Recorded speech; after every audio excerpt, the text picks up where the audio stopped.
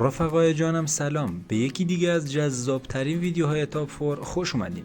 همین اول بگم که این ویدیو یکی از بهترین ویدیوهای کانال هستش. پیشنهاد میکنم حتما تا آخر ببینید و در این ویدیو میخوام عجیب و غریب ترین رسم و رسوم های جهان و بهتون معرفی کنم.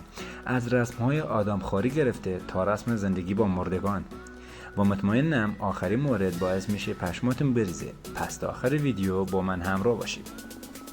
خب بریم سراغ ویدیو. رسم حلقه انداختن دور گردن یکی از رسم و رسوم عجیب دنیا که بیشتر در تایلند و قبیله های آفریقایی و بخش‌های از ویتنام رواج دارد فرهنگ حلقه انداختن دور گردن است.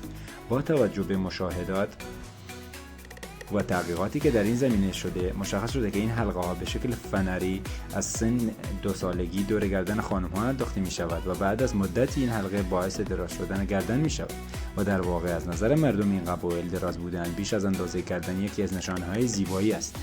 اگرچه خیلی ها با این نظر مخالفند و بر این باورند که این یک رسم وحشتناک است که باعث هر چه زودتر قدغن شود. 2. رسم زندگی کردن با مرده ها یکی از عجیب غریب ترین رسوم هایی که در دنیا وجود دارد زندگی کردن با مردگان است که بیشتر در بعضی از قبایل کشور اندونزی به چشم میخورد. آنها اجساد افرادی که دوست دارند را به جای اینکه دفن کنند در خانه نگهداری میکنند. شاید از نظر خیلی ها یکی از رسم و رسوم عجیب دنیا و البته رسمیش نشدنی باشد. با این حال آنها با این اجساد مرده تا زمانی که مراسم سنتی خاکسپاری تمام شود زندگی میکنند. رسم مرگ تنها همه چیز که ما یا حداقل اکثر ما از اسکیموها میدانیم این است که آنها در سرمایه بسیار زیادی معمولا در مناطق قطبی زندگی میکنند و نوع لباس خاصی دارند که بتوانند آنها را در برابر سرما محافظت کند. اما آنها یک رسم بسیار عجیب و ناشناخته هم دارند و آن هم این است که فرد پیری را که در بستر مرگ است و یا خیلی پیر است را روی تکه یخی شناور میگذارند. اسکیموها بر این باورند که این کار باعث می‌شود تا افرادی که پیر شده اند به این باور برسند که بار بر روی دوش دیگران نیستند. رسمی که واقعا ترسناک و دردناک است و برای خیلی از ماها قابل باور نیست.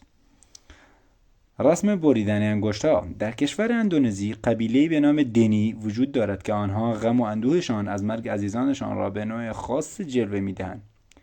مرگ یکی از عزیزان خانواده‌های این قبیله هم از نظر روحی برای آنها دردی بزرگ است و هم آنها غم و اندوهشان را با درد و رنج فیزیکی نشان می‌دهند. آنها معمولا غمشان را با بریدن بعضی از انگشت‌هایشان نشان می‌دهند. این رسم یکی از عجیب و غریب‌ترین رسم دنیاست که در واقع برای راضی نگه داشتن روح از دست رفته آنها انجام می‌شود. بسیار از مردم جهان در این باورند که باید این رسم برای همیشه ریشه‌کن شود. رسم آدمخواری جنگل‌های آمازون همیشه برای همه ما جالب و اسرارآمیز بوده‌اند و به دلیل این اسرارآمیز بودنشان هم دوردست بودنشان بوده است. این جنگل‌های دور افتاده‌اند و مسیر دسترسی به آنها بسیار سخت و در قسمت‌هایی حتی نمی‌توان اصلا وارد آن شد. با این حال در عمق همین جنگل‌های اسرار بسیار زیادی وجود دارد و قبایلی زندگی می‌کنند که یکی از رسم و رسوم‌های عجیب دنیا را در خود جای داده‌اند. در جنگل‌های بارانی آمازون در نزدیکی مرز دو کشور ونزوئلا و برزیل قبیله‌ای به نام یانومامی زندگی می‌کند که به خاطر رسم آدمخواریشان مشهور هستند. شاید برایتان باورپذیر نباشد اما هنوز هم در این دنیا قبایل آدمخوار وجود دارند و زندگی می‌کنند که یک نمونه آنها همین قبیله یانومامی است. آنها جسد یک افراد از قبیله که مرده است را می‌خورند. آنها بر این باورند که از این راه روح مرده در آرامش خواهد بود. رسم راه رفتن روی زغال اگرچه این رسم نه یک رسم آیینی است و نه یکی از بایدها نبایدها است، با این حال یکی از رسم و رسوم عجیب دنیاست که در کشور چین انجام می شود. از نظر آنها رسم جالبی است. در این فستیوال در واقع مردم باید همسرانشان را در حالی که از روی زغال‌های گداخته راه می‌روند حمل کنند.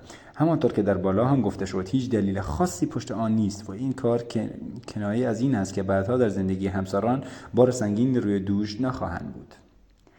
رسم گاوبازی در اسپانیا اگرچه این رسم ممکن است که به چشم بعضی ها مثلا خود اسپانیایی ها یک تفریح باشد، با این حال در بسیار از مناطق دنیا مورد انتقاد قرار گرفته است. مراسم گاوبازی از سال 1910 تا الان در کشور اسپانیا مرتبا انجام می شود. به زبان خیلی ساده مردم در این مراسم سعی می کنند تا گاوها را عصبی کنند و آنها را به سمت خود بکشانند. این مراسم بعضی از وقتها چندین کشته در اثر برخورد شاخ گاو خشمگین با بدن تماشاچیان و شرکت کننده ها دارد و همین هم تعدادی مصدوم در جای می‌ذارد. با این حال ظاهراً هیچ کدام از اینها باعث نشده تا اسپانیایی ها از این کار دست بکشند و همچنان به انجام آن پافشاری می‌کنند. گفته می‌شد که در آخرین مراسم 15 نفر کشته داده است. خب رفقا، این ویدیو هم به پایان رسید. امیدوارم که از این سری ویدیوها خوشتون اومده باشه و برای حمایت از ما کانال رو سابسکرایب کنید و زنگوله رو فعال کنید تا از آخرین ویدیوهای کانال با خبر باشید.